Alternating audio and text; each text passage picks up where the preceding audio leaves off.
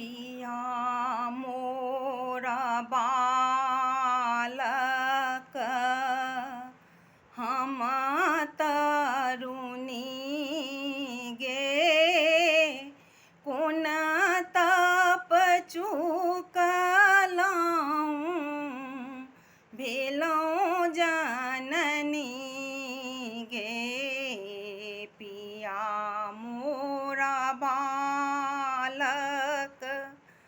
हम तरुणी गे कोन तप चुकलहुँ भेलहुँ जननी गे पिया लेल गोद चलली बाजार गे हटिया के लोक जाने पूछ के लागत तोहार गे पिया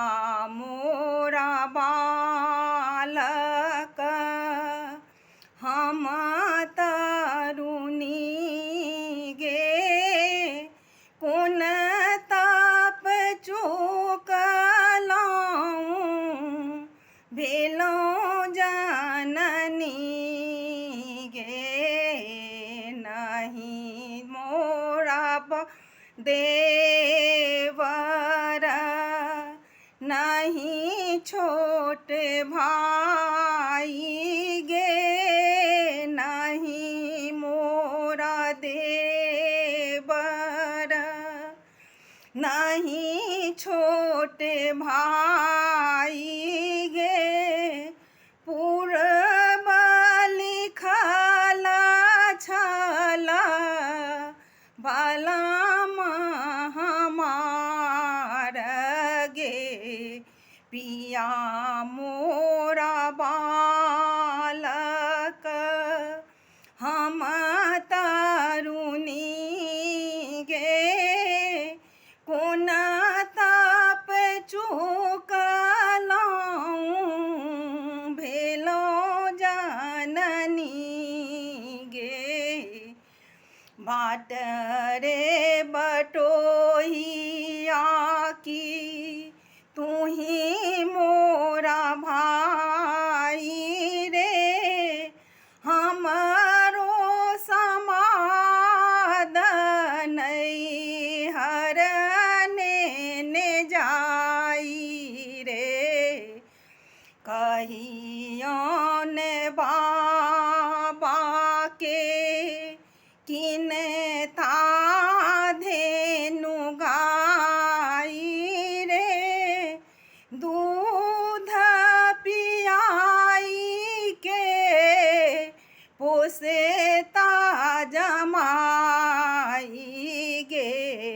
पिया मोरा बालक हम तरुणी गे कोन तप चुकलहुँ भेलहुँ जननी गे पहिर लेलम दक्षिण के चीरा पिया के देखैत मोरा दग्ध